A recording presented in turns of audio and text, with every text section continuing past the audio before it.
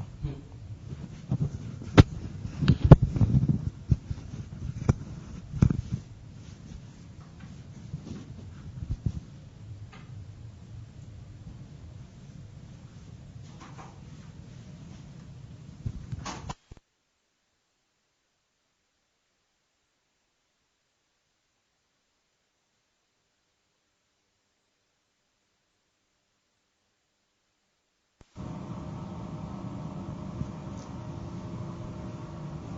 कैसे हैं दोस्तों?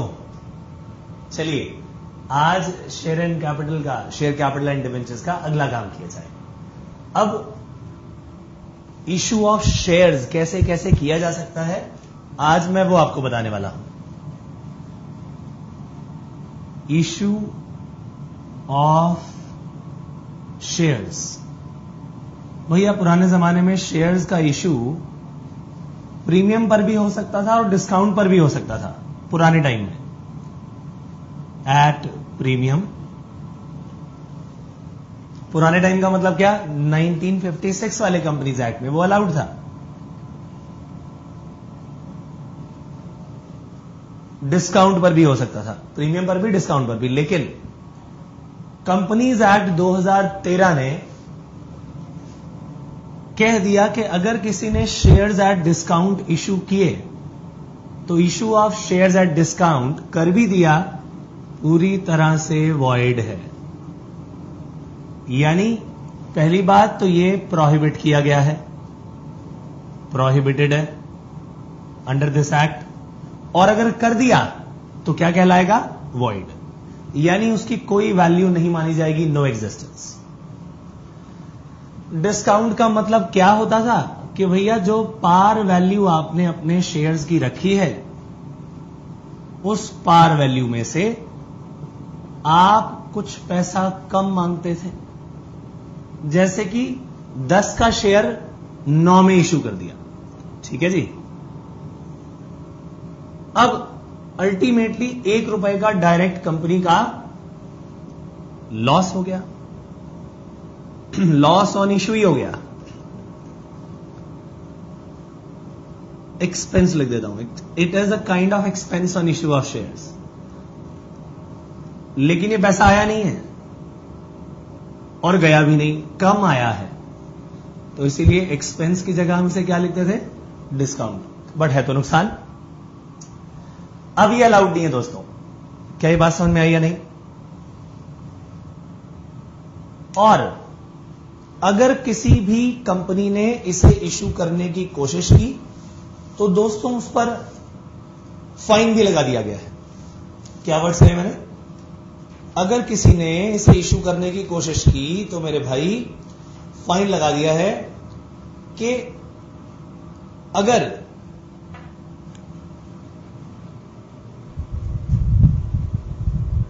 कंपनी इसे इशू करती पाई गई तो कंपनी तो एक कौन है, आर्टिफिशियल पर्सन, इसके बावजूद उस पर फाइन लगेगा।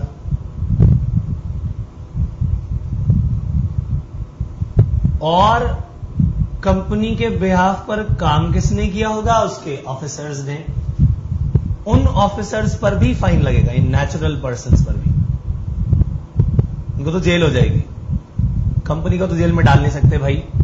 तो कंपनी और ये उसके नेचुरल पर्सन्स, ये दोनों ही इसके लिए जिम्मेदार हैं। बोलिए हां या ना?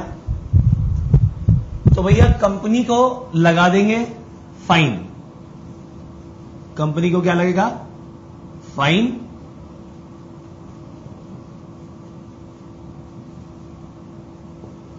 मिनिमम 1 लाख रुपए,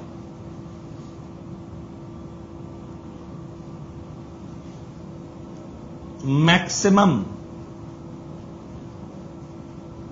5 लाख रुपए। ये फाइन का अमाउंट है दोस्तों। किस पर?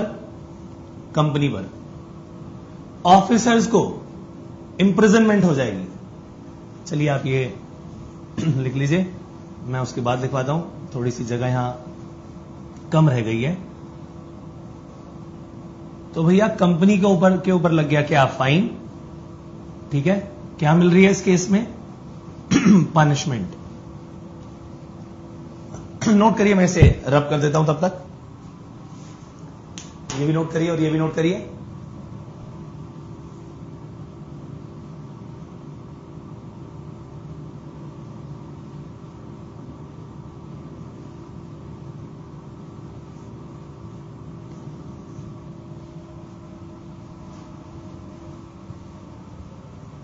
पहले ये नोट कर लो ताकि सीधा ऑफिसर्स का बता पाऊं।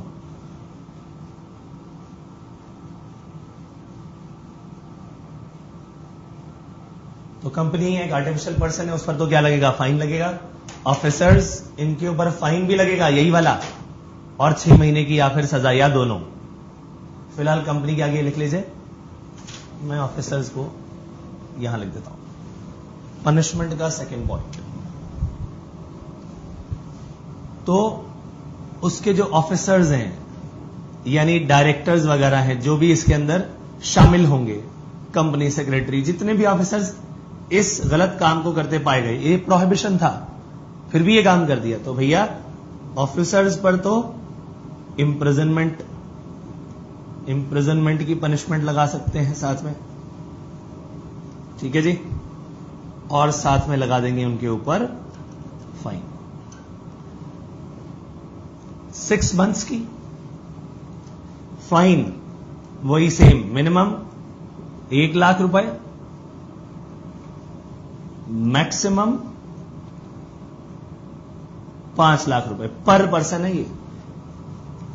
यानी every officer who is indulge in this very offence,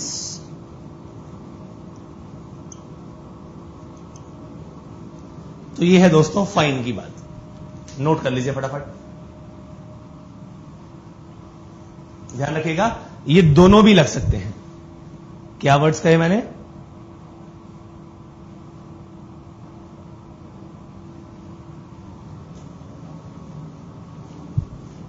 ये दोनों भी लग सकते हैं, यानी और बोथ, ए बी, और एक तरह से पॉइंट क्या आ गया, सी, बोथ। और ये क्या है, मैक्सिमम 6 महीने की सजा, इंप्रिजनमेंट, जेल। नोट करिए, फिर मैं आपको करवाऊंगा प्रीमियम। अब एट डिस्काउंट अलाउड नहीं है, इसीलिए छोटा सा पोर्शन था वो पहले करा दिया, फिर करेंगे एट प्रीमियम की बात।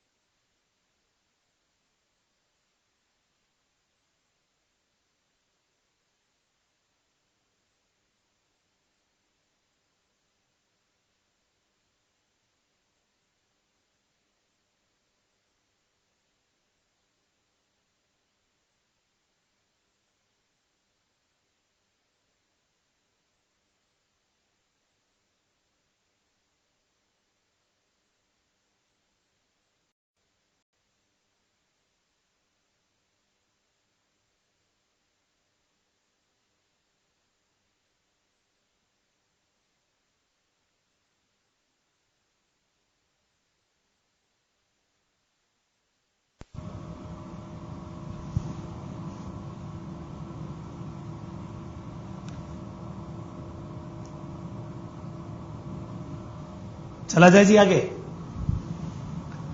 तो इसके बाद हम बात करने वाले हैं एट प्रीमियम की, यानी सिक्योरिटीज प्रीमियम। सिक्योरिटीज प्रीमियम क्यों कहा गया? क्योंकि प्रीमियम जो है यानी additional amount over and above the par value of the share, यानी पार वैल्यू से भी ज्यादा।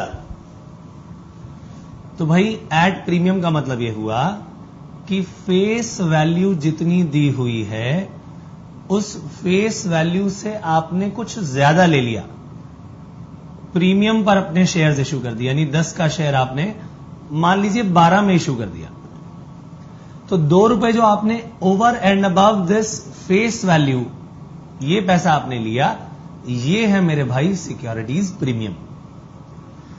अब कंपनी अपने शेयर्स को प्रीमियम पर इशू कर सकती है। भाई प्रीमियम कैसे आएगा, सवाल ये है। जब मैं प्रीमियम बोल रहा हूं इसका मतलब सिक्योरिटीज प्रीमियम है। Is this very clear? जब भी मैं प्रीमियम बोलूंगा word that means security premium. तो प्रीमियम जो है या तो मेरे पास कैश में आएगा और या फिर ये पैसा मेरे भाई अदर देन कैश आएगा, यानी शेयर का इशू हुआ फॉर कंसिडरेशन, यहां कैश, यहां कंसिडरेशन अदर देन कैश। तो इसका मतलब तो यह हुआ ना कि यहां पर कैश बढ़ जाएगा, कहीं ना कहीं प्लस होगा, डेबिट होगा, और प्रीमियम इसके अगेंस्ट बढ़ेगा, कहीं ना कहीं क्रेडिट होगा। और अदर देन कैश की बात करूं तो कैश के अलावा कोई एसेट, जैसे कि हमने किसी से बिल्डिंग परचेज की और बिल्डिंग के कैश देने की बजाय मैंने उसे दे दी अपने शेयर्स, और वो भी एट सिक्योरिटी प्रीमियम। याद है ना, ये जर्नल एंट्रीज आपने पहले भी की होंगी। यानी बिल्डिंग, फर्नीचर, एनीथिंग, कोई एसेट बड़ा अदर देन कैश या बैंक, और उसके बदले में मैंने प्रीमियम को क्रेडिट किया कहीं ना कहीं। ठीक बात है कि नहीं? यहां इंक्रीज इन बिल्डिंग हुआ, यहां इंक्रीज इन प्रीमियम हुआ। तो भाई चाहे प्रीमियम आए कैश में चाहे other than cash, in any case security premium का इसके अगेंस्ट जो पैसा या एसेट आएगा, ये हमारे पास एक स्पेशल अमाउंट है over and above face value of the share. ये बातें आप पहले से भी जानते हैं, है ना?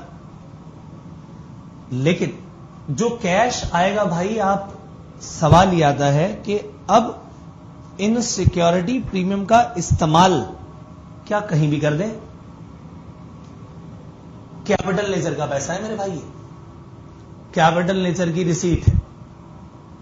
सिक्योरिटी प्रीमियम के इस्तेमाल पर शुरू से ही पुराने एक्ट में भी और यहां पर भी सख्ती की हुई है। इसे नोट कर लीजिएगा। सख्ती कैसे की हुई है ये मैं आपको 2 पार्ट से बताने वाला हूं। पहला पार्ट ये बताएगा कि अगर कोई कंपनी अदर देन कॉरपोरेशन है तो वो इसका इस्तेमाल कैसे कर सकती है। यूटिलाइजेशन ऑफ सिक्योरिटीज प्रीमियम, इसको हम 2 पार्ट्स में सीखने वाले हैं। इसे हम 2 पार्ट्स में सीखेंगे दोस्तों।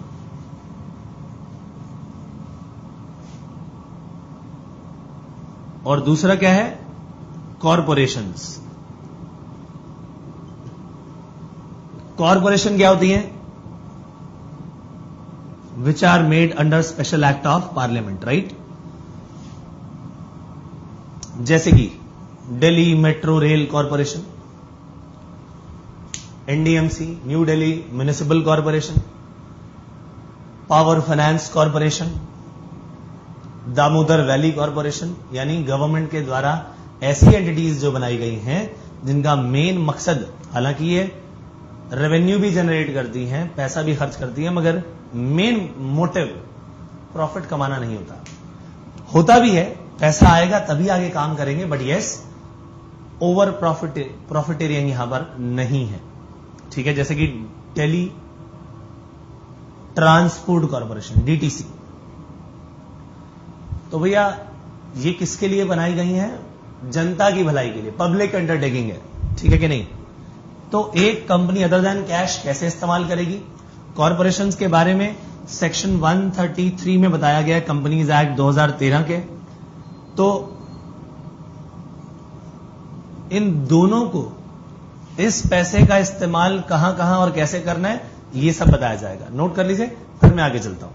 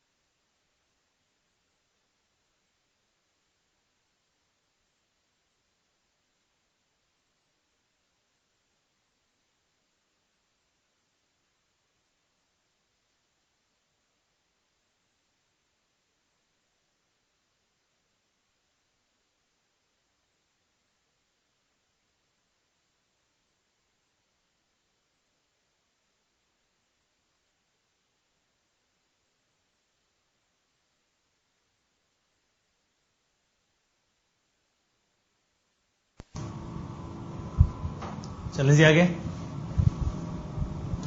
तो अब यूटिलाइजेशन ऑफ सिक्योरिटी प्रीमियम की बात हो रही है। Utilisation of securities premium,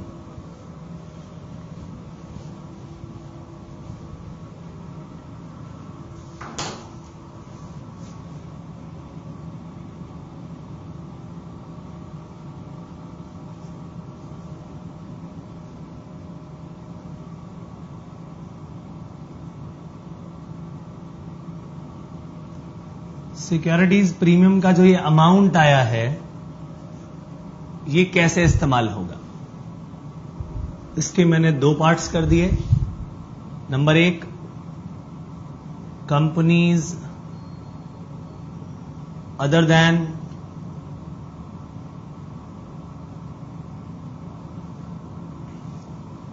class of companies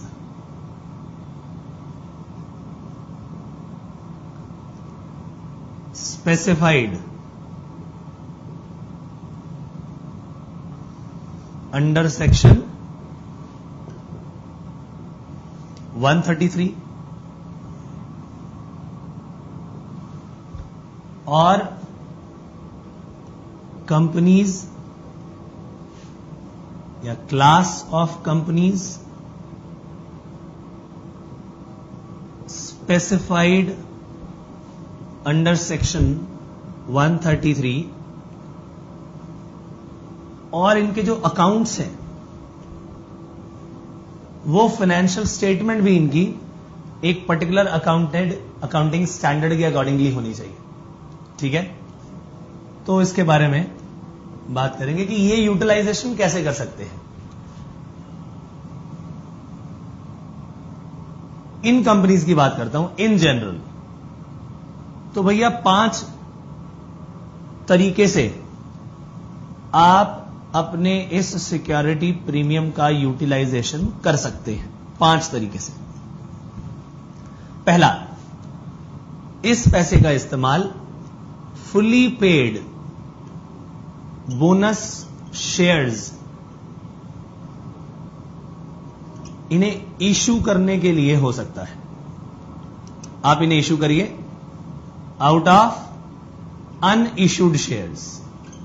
आपकी अनइशूड कैपिटल पड़ी है अगर, तो आप क्या कर सकते हैं, अनइशूड शेयर कैपिटल में से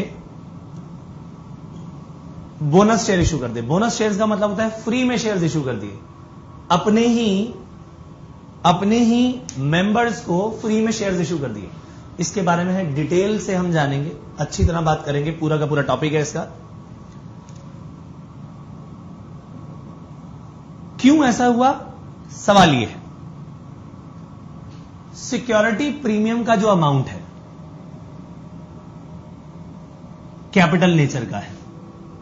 क्या नेचर है इसका, कैपिटल नेचर।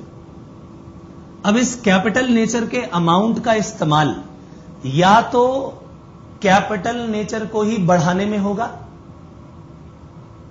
रेवेन्यू नेचर के एक्सपेंस को हम राइट ऑफ नहीं कर सकते, खत्म नहीं कर सकते।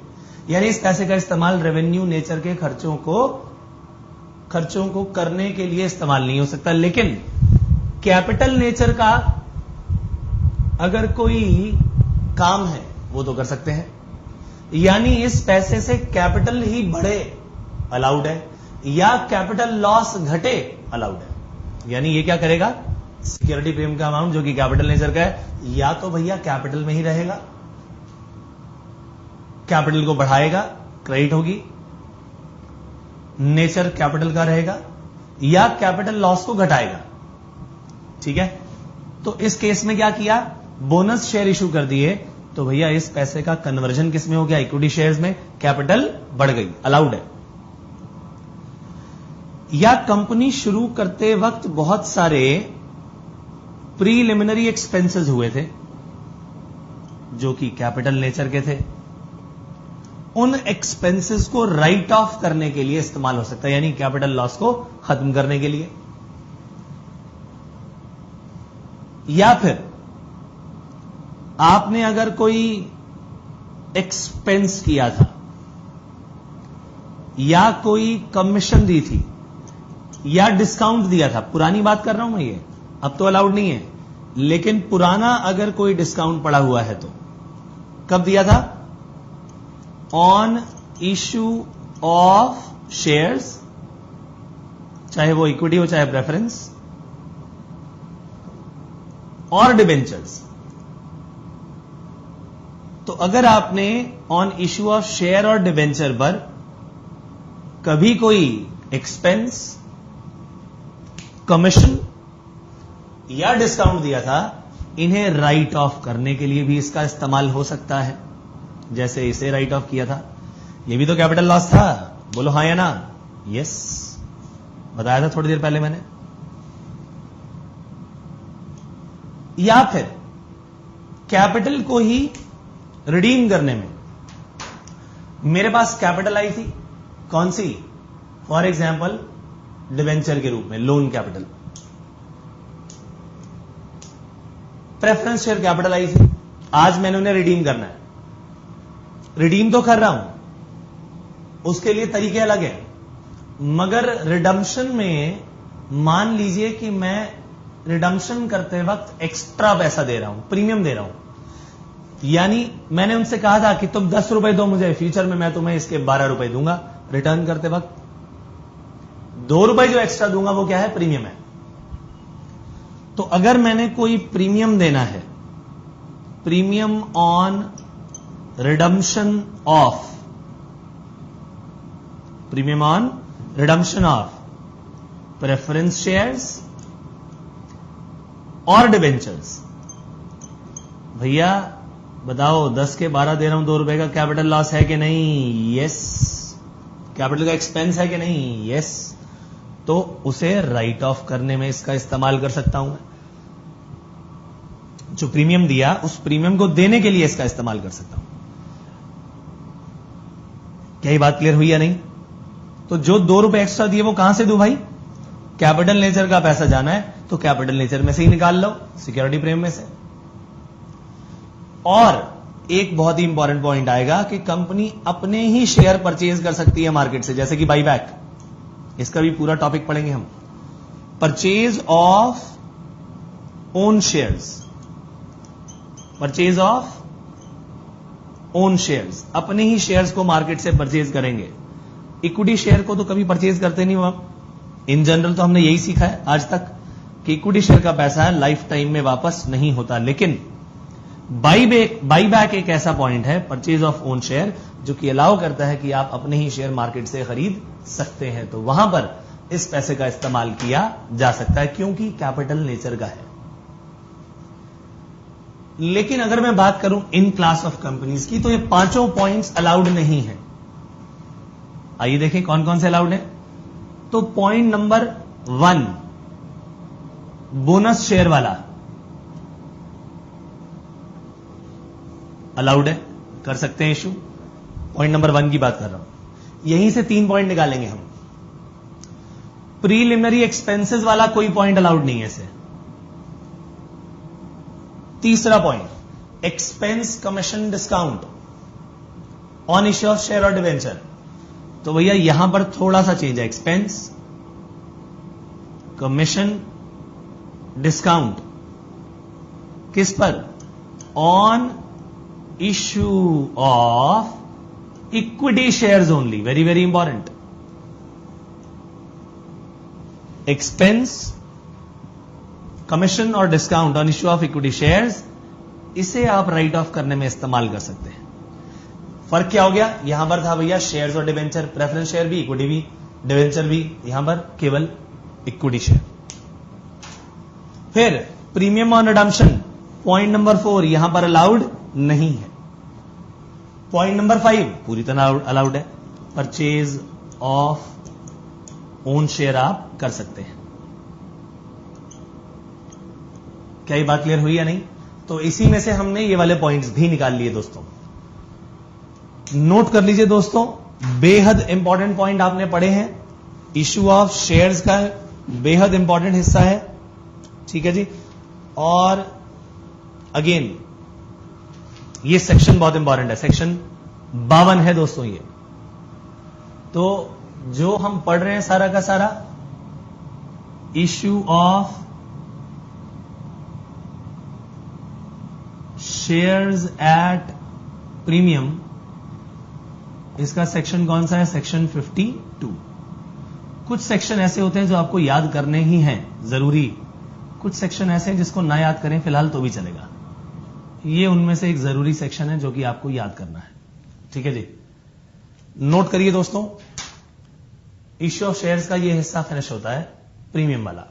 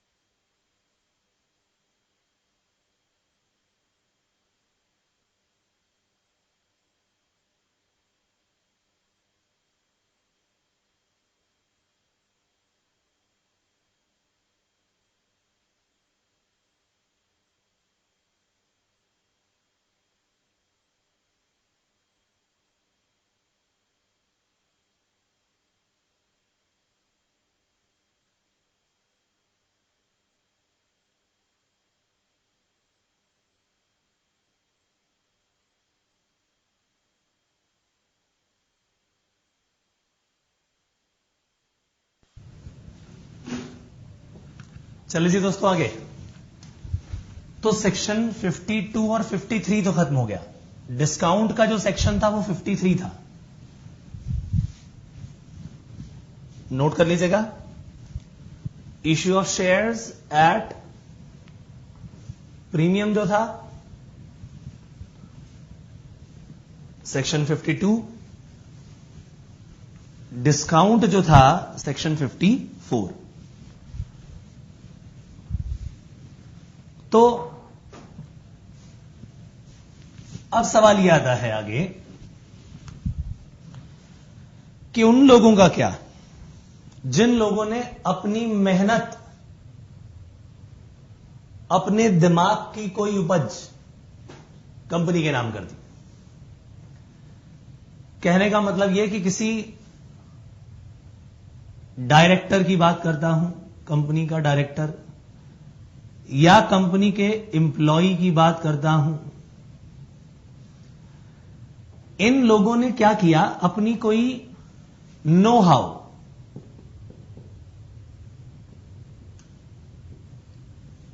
नो हाउ क्या होती है कि जैसे कोई मेडिसिन बनाने वाली कोई कंपनी है फार्मास्यूटिकल,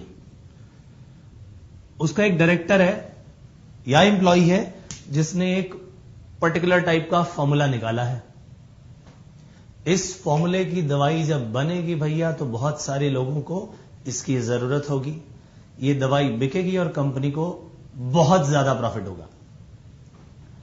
अब उस नो हाउ के बदले में इसे क्या मिला? क्या सिर्फ सैलरी से काम चल जाएगा? नो। या इसके किसी चीज पर अपने इंटेलेक्चुअल प्रॉपर्टी राइट से, आईपीआरस, आईपीआर क्या होता है? Intellectual property rights. इंटेलेक्ट का मतलब क्या होता है? अपनी बुद्धि से बनाई गई कोई चीज, इंटेलेक्चुअल प्रॉपर्टी राइट्स। जैसे कोई किताब लिखी, कॉपीराइट होता है, बुद्धि से लिखी, कॉपी नहीं की।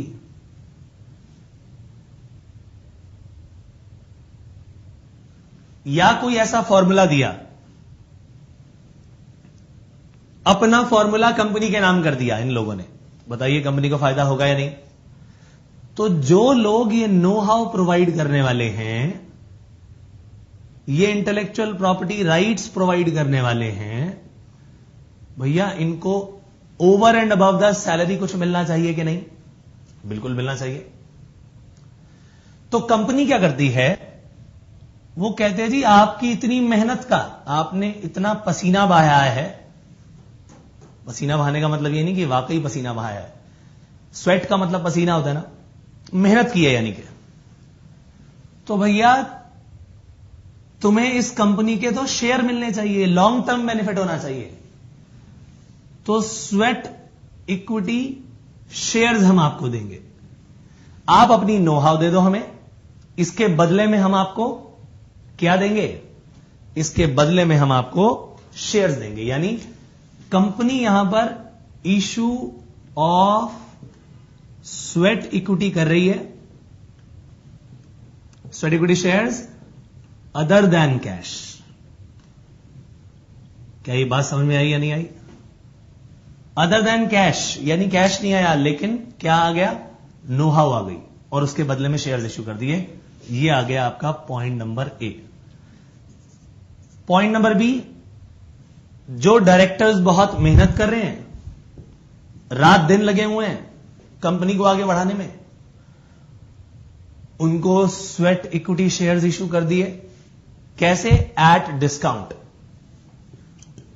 Issue of sweat equity shares at discount. यानी आप आउटसाइडर्स को भैया डिस्काउंट पे इशू नहीं कर सकते, लेकिन जो डायरेक्टर्स हैं, एम्प्लॉइज हैं, जो कंपनी को बढ़ाने में मदद कर रहे हैं, उनको आप issue of shares at discount कर सकते हैं। लेकिन कौन से शेयर? वो हैं दोस्तों स्वेट इक्विटी शेयर्स। क्या ये बात समझ में आई? तो यानी आप अपने डायरेक्टर्स को, जो कि मेहनत में लगे हुए हैं भैया कंपनी को बढ़ाने में, रात दिन में प्लानिंग कर रहे हैं, इंप्लीमेंटेशन कर रहे हैं, तो उन डायरेक्टर्स को और उन एम्प्लॉयज को company sweat equity shares issue कर सकती है एट डिस्काउंट। क्या है बात समझ आई? तो ये है दोस्तों issue of sweat equity shares, और सेक्शन है 54। तो सेक्शन 52 प्रीमियम का, 53 डिस्काउंट का, 54 इशू ऑफ शेयर्स, कौन से वाले? Sweat equity shares. नोट कर लो दोस्तों, इन केसेस में ये स्वेट इक्विटी शेयर्स इशू किए जाएंगे।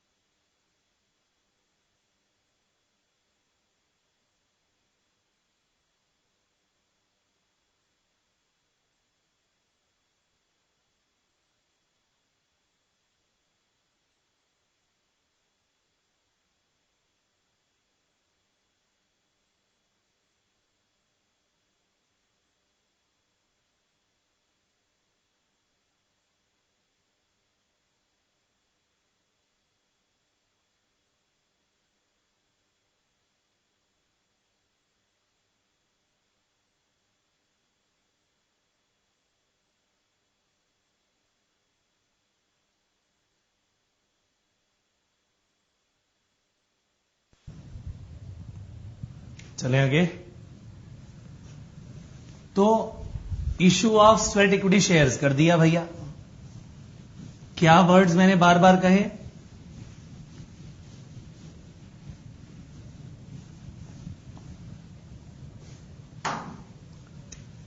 कि या तो आपने ये किया नो हाउ के लिए, या आपने किया इंटेलेक्चुअल प्रॉपर्टी राइट्स के लिए, यानी ये हो गया भैया अदर देन कैश, या फिर आपने इनको इशू किया एट डिस्काउंट। तो कंपनी ने इनको इशू किया, किनको इशू किया? डायरेक्टर्स को इशू किया या एम्प्लॉयज को इशू किया? अब भैया अगर आपने ये इशू कर दिया, issue of sweat equity shares in लोगों को, तो ये क्या बन गए मेरे भाई? क्या ये कंपनी के मेंबर्स बन गए या नहीं बन गए? ये भी इक्विटी शेयर होल्डर हैं कि नहीं? बोलो हां या ना। यस, इक्विटी शेयर होल्डर है। तो भाई क्या बाकी इक्विटी शेयर होल्डर की तरह जैसे अदर मेंबर्स के राइट्स होते हैं, लायबिलिटीज होती हैं, ठीक है कि नहीं? क्या same rights, limitations, rights, liabilities, ये सब चीजें सेम होनी चाहिए इनकी भी या नहीं? Yes, same as other equity share holders. तो भैया these members, these sweat equity holders, मैं इसको क्या लिख रहा हूं? स्वेट इक्विटी होल्डर्स, इनके और अदर इक्विटी शेयर होल्डर्स के, इनकी रैंकिंग क्या होगी? दे शैल रैंक पारी पासु, यानी प्रोपोर्शनेट राइट है, जितने जितने जिसके जिसके शेयर उसका उतना उतना वोटिंग राइट, उतने उतने अदर राइट्स। यानी इन लोगों के भी राइट्स, लिमिटेशन, रिस्ट्रिक्शन सब बराबर है। लायबिलिटीज का कहने का मतलब क्या है? लिमिटेशन और रिस्ट्रिक्शन। कुछ लिमिटेशंस होंगी इन पर, बाकी लोगों पर जैसी जैसी रिस्ट्रिक्शंस होती हैं वो सारी रिस्ट्रिक्शंस भी इनके ऊपर होंगी। यही एक तरह की लायबिलिटीज बन जाती हैं। ठीक है कि नहीं? तो भैया सेम राइट्स, लिमिटेशन और रिस्ट्रिक्शन इनके होने वाले हैं। जो सेम प्रोविजन इन पर अप्लाई होते हैं वो सेम प्रोविजंस इन पर भी अप्लाई होंगे। ठीक है कि नहीं? तो भैया सेम प्रोविजंस ऑफ एक्ट यहां पर अप्लाई होने वाले हैं दोनों पर। तो अप्लाई होंगे सेम यहां पर भी, इन पर भी और इन पर भी। क्या ये बात क्लियर हुई या नहीं हुई? और ये जो issue of sweat equity share हुआ है दोस्तों, इन्हें क्यों हुआ है? पहली बात, ये अदर देन सैलरी या रेम्यूनरेशन जो भी मिल रही है इन्हें,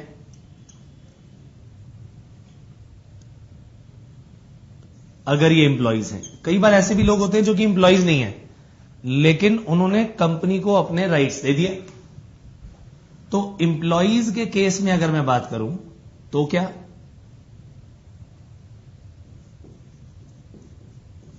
तो एम्प्लॉइज के केस में जो अदर देन सैलरी मिला ये वही है। अगर कोई नॉन एम्प्लॉय है, मान लो कोई साइंटिस्ट है, उसने अपना फॉर्मूला बेच दिया कंपनी को, लेकिन मिला क्या? बदले में उसको शेयर्स मिले हैं, ये वो हैं। और अदर रेम्यूनरेशन, यानी स्वेट इक्विटी शेयर अपने एम्प्लॉइज को दिया, उसकी सैलरी और रेम्यूनरेशन के अलावा। नॉन एम्प्लॉय को क्या दिया? अदर देन हिज कैश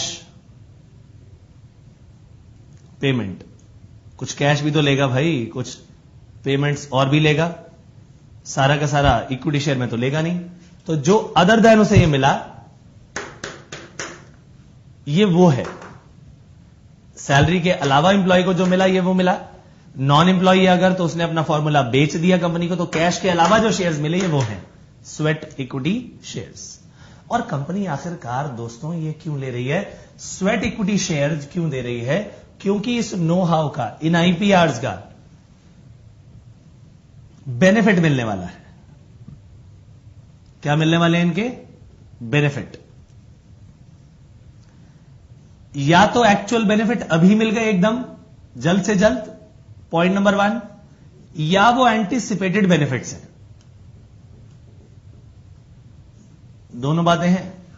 आज कंपनी नो हाउ में, आईपीआर्स में पैसा एक तरह से इन्वेस्ट ही तो कर रही है, कैश पे करने की बजाय अपने शेयर्स दे रही है। कैश के अलावा भी कुछ एडिशनल पेमेंट जा रही है, तो भाई उनके बेनिफिट्स आज नहीं मिलेंगे तो कल मिलेंगे, या आने वाले समय में मिलने हैं। तो या तो मिल गए तो एक्चुअल मिलने वाले हैं, या जो हम एंटीसिपेट कर रहे हैं फ्यूचर में मिलेंगे, वो क्या है? Anticipated benefits. इसी के लिए ये सारी इन्वेस्टमेंट हुई है। Very very important point. तो शुरुआत से देखते हैं, कंपनी ने अदर देन कैश यानी नो हाउ के लिए, आईपीआर के लिए किया, या डिस्काउंट। क्या इशू किए? Issue of sweat equity share. किसको इशू किए?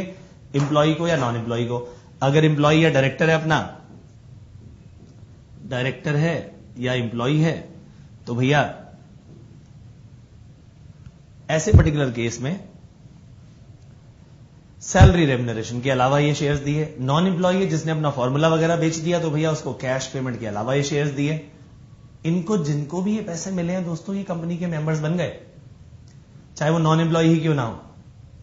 जो भी बन गए स्वेट इक्विटी शेयर होल्डर, वो बिल्कुल उन्हीं की तरह रैंक पारी पासू किए जाएंगे, सेम लेवल पर प्रोपोर्शनेट राइट होगा जैसे कि other equity share holder application allotment वाले तरीके से शेयर होल्डर बनते हैं, मेंबर बनते हैं। फिर तो भैया जो प्रोविजन उन पर अप्लाई होंगे एक्ट के, इन पर भी होंगे। सेम राइट्स, लायबिलिटीज होंगे। लायबिलिटीज का मतलब कुछ लिमिटेशंस होंगी, कुछ रिस्ट्रिक्शंस होगी। सेम तरीके से application sweat equity share holders पर भी होगा। Is that very clear? Note करिए दोस्तों, फिर चलेंगे आगे।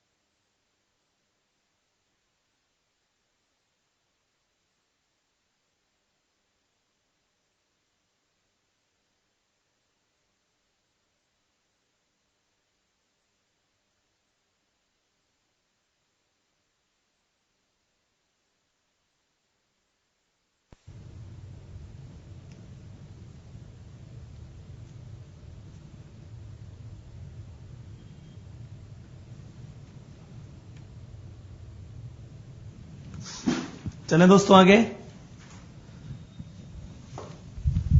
अब सवाल यह आता है कि कौन इशू करेगा। हो सकता है लिस्टेड कंपनी करे, हो सकता है अनलिस्टेड कंपनी करे। क्या यह बात ठीक है कि नहीं भाई? लिस्टेड कंपनी भी ये शेयर्स इशू कर सकती है और अनलिस्टेड कंपनी भी ये शेयर्स इशू कर सकती है। लिस्टेड कहां पर होती है कंपनी? स्टॉक एक्सचेंज में। यानी अगर issue of sweat equity shares हुआ और बाय लिस्टेड कंपनी हुआ। लिस्टेड कहां पर होती है कंपनी? स्टॉक एक्सचेंज में। तो भैया इसे सेबी के, security exchange board of India के जो issue of sweat equity regulations हैं, स्वेट इक्विटी रेगुलेशंस जो कि 2002 में आए थे, उन रूल्स को फॉलो करना पड़ेगा। ठीक है कि नहीं? और अगर कोई अनलिस्टेड कंपनी है, यानी जो कि स्टॉक एक्सचेंज में लिस्टेड नहीं है, हमारे लिए इंपॉर्टेंट फिलहाल ये है, इसके रूल्स तो सीधे सेबी वाले रूल्स में जाओ, एज इट इज वो काम करने पड़ेंगे। जो हम यहां कर रहे हैं अनलिस्टेड में, उससे कुछ ज्यादा करना पड़ेगा। यहां पर अनलिस्टेड में क्या करना पड़ेगा? जैसे कि पॉइंट नंबर 1, भैया स्पेशल रेजोल्यूशन पास किया कि नहीं किया इस काम का? कहां पर? जनरल मीटिंग में। पहले वो पास करो। कंपनी को कमेंस हुए, कंपनी का जो date of commencement of business है, यानी बिजनेस शुरू हुए कम से कम 1 साल हो चुका होना चाहिए, तब जाके आप इसे इश्यू कर पाओगे। 1 year must have been elapsed.